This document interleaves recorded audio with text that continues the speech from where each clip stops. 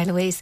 Now, we've been talking about which of the GB team's gold medal winners will make it big with the sponsors.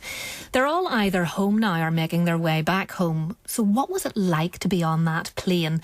Well, let's speak to Team GB archer Patrick Huston, who got through to the last 32 of the competition. Good evening, Patrick. Good evening.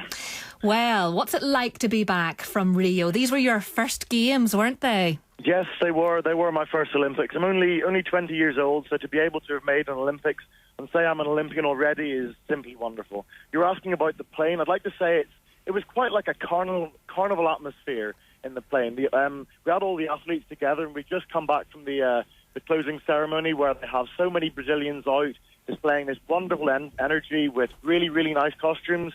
And yeah, the atmosphere was great. The plane was called Victorious. All the British Airways staff have been hand-picked. They did a wonderful job. It was really enjoyable. I'm reading here there was a 3-course meal and champagne. Did you indulge much yourself, Patrick? Well, I might have had a cheers along with the rest of the crew. 3-course meal, I have to say, it was pretty good for plane food, for sure. Oh, what can you tell us what you had? There was a chicken piece with rice and peas, quite nice. It had a little sort of cream sauce on it. There was a really, really nice passion fruit cake for dessert, and quite a nice little salad to begin with.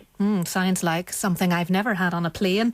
Now, how did they decide who sat where in the plane? Where did you sit? I have to say, I'm not entirely sure. I think there was some... Well, actually, yeah, that's a fair point. There was the main way it was chosen was the gold medalists go up at the front, the silver medalists go in business class, and then bronze medalists in premium economy, and then the rest of us get in the back as cattle, which is fine. We're still the creme de la creme of the sporting talents in Britain. Well, you were still there. What a great experience! Oh, definitely, it really is. It's great to be back home in the UK as well. I'm out in the car park of a service station, and my coach pointed out that it's 27 degrees at the moment. I'm quite comfortable. This is a good sweet spot temperature for me at the moment. So I'm going to suffer a bit when the temperature goes back to what it's normally like.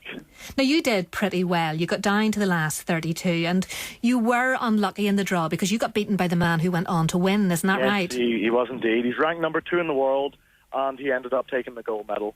But I'm not too disappointed with that. My first match, I had a very tough guy. It was the fourth place archer from London.